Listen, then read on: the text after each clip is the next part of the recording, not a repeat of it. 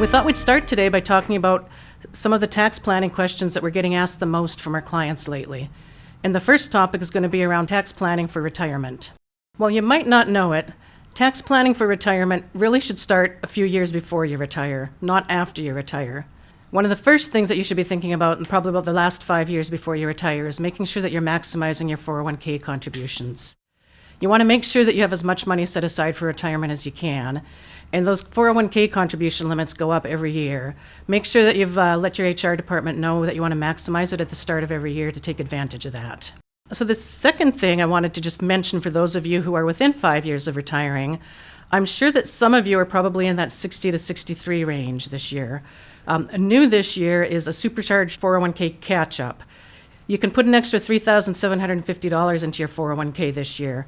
Make sure you're taking advantage of that, and you let HR know about that as well. You have to specifically ask them to do that, so don't presume that just because you say, I want to max my 401k, that they are going to be putting that extra money into your 401k. Another thing that you might want to just think about, this is kind of a maybe when you're in your last years before retiring, you should think about if you want to move your 401k contributions to a Roth 401k. Most companies these days offer that as an option for your 401k. And the reason why I mention that is because when you reach retirement, it's really nice when you're sitting down with your financial planner to kind of have the option of having some after-tax buckets of money to draw from, so that not everything is just sitting in an IRA that becomes taxable. The reason why I say that's a maybe is because when you approach retirement, often you're in your highest income earning years as you approach retirement. So, you might decide that you're in too high of an income tax bracket, but it's something to consider at least.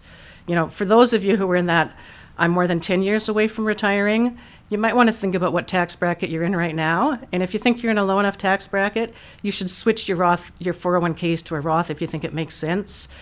Trust me, when you reach retirement, your future self will thank you for doing that. And then one of the other things that you should be thinking about as you approach retirement, or those of you who are even more than 10 years away, is if you have a spouse who doesn't work, you might not be aware that your spouse has the ability to put money aside into a non-working spousal IRA. Most people think that you have to have earned income yourself to contribute to an IRA, but non-working spouses can contribute based on their spouse's earned income.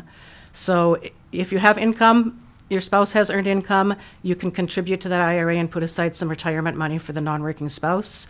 There are some adjusted gross income limits on that, so that's one of the things you want to be talking to your CPA about to see if you're eligible, and if you are, you definitely want to take advantage of that. Why are all of these things good to think about in the few years before you retire? Well, that's because the ability to take these tax deductions go away after you have no more earned income. So once you retire, you can't take advantage of them anymore. And then one last thing I want to just mention that kind of isn't specific to having earned income, but that you really want to be thinking about as you approach retirement, is if you do participate in a high deductible health care plan, you want to make sure that you're maximizing your HSA deductions. Because as you approach retirement, what a lot of people do is they maximize their HSAs, but they don't use that money to actually pay expenses in those years. Instead, what they do is they put aside the money and they treat it as a savings account, so that when they do retire, they've got that money set aside, so that when they're no longer earning income and they're kind of trying to figure out their cash flow, they have the money available.